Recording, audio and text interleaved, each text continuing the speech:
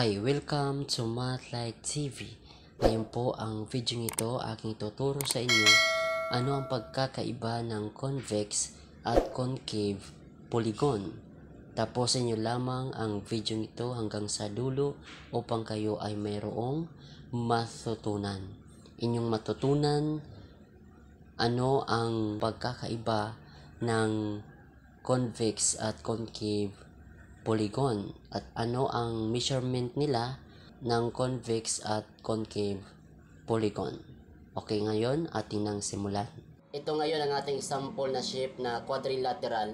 Makikita natin ang kanyang vertices point outward, okay, or pushes out. Yan po ang kanyang vertices. Then ang kanyang line segment ay nasa exterior of the polygon siya. So yan po ang isa sa mga pag-identify na ito ay convex at ang kanyang diagonal is in the interior of the polygon. Okay? Example ito.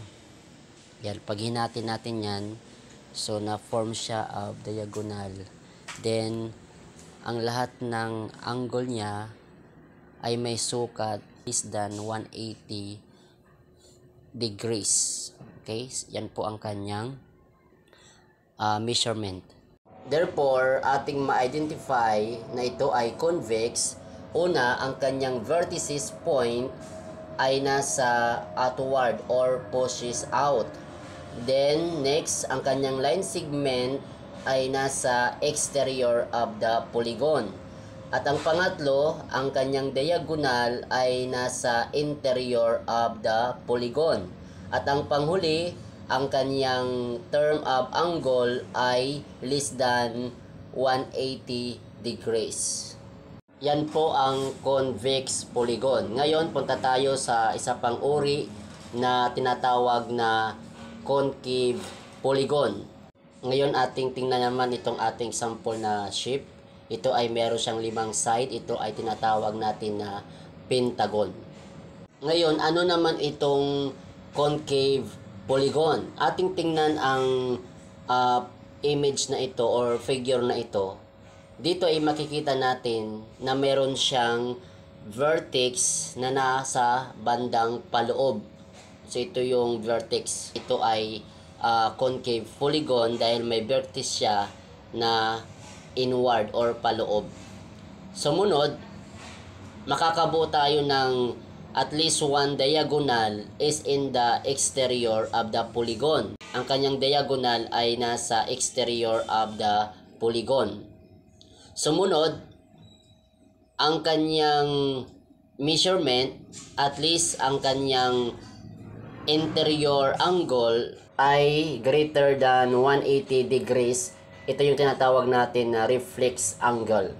Therefore, ating ma-identify na ito ay concave polygon. Una, at least one vertex point inward. Pangalawa, at least meron siyang one diagonal is in the exterior of the polygon. At ang pangatlo, at least one interior angle greater than 180 degrees or yung tinatawag natin na reflex angle. Yan po, ka-Mathlight TV, ang pagkakaiba ng convex at concave polygon. Ngayon, mag-Mathlight drill tayo in 1 minute. So, identify nyo kung alin dito ang convex at concave polygon. Shall start now.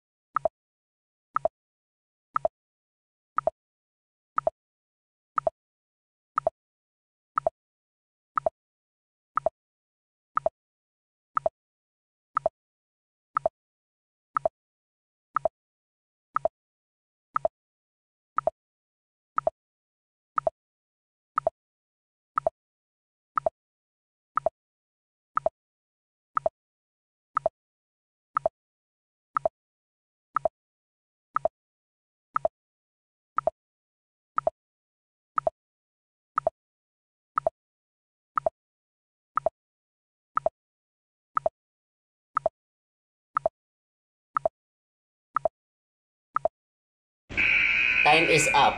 Ngayon, para ating mabilis na ma-identify, ang ating lang titingnan ang kanilang mga vertices kung ito ba ay concave or convex polygon.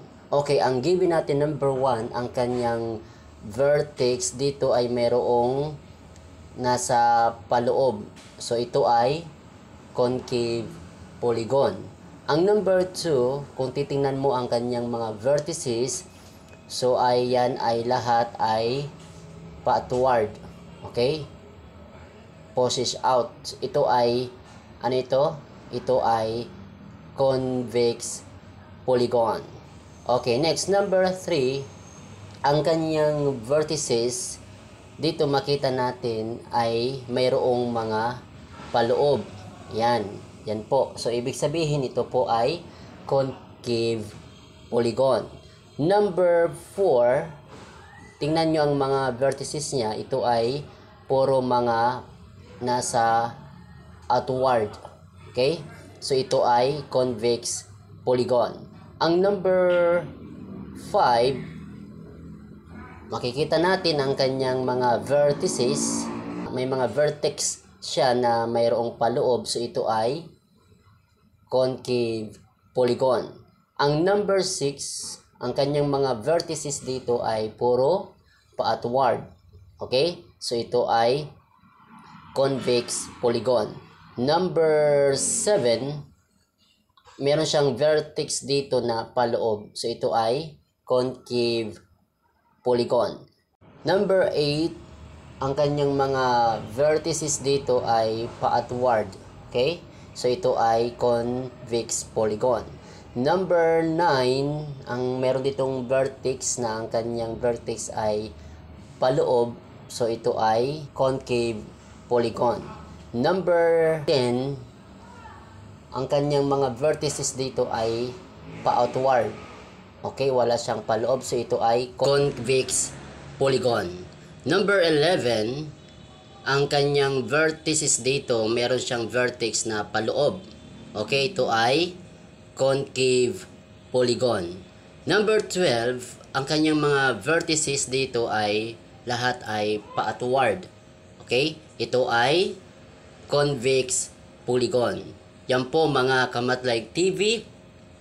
Kung mayroon po kayong natutunan, pakipindot naman ang like, at kung bago ka pa lamang sa akin channel, pakipindot naman ang subscribe, maging ang bell notification upang ikaw ay laging naka-update sa mga bagong video ni upload sa aking channel na ito. Maraming salamat po sa inyong panonood.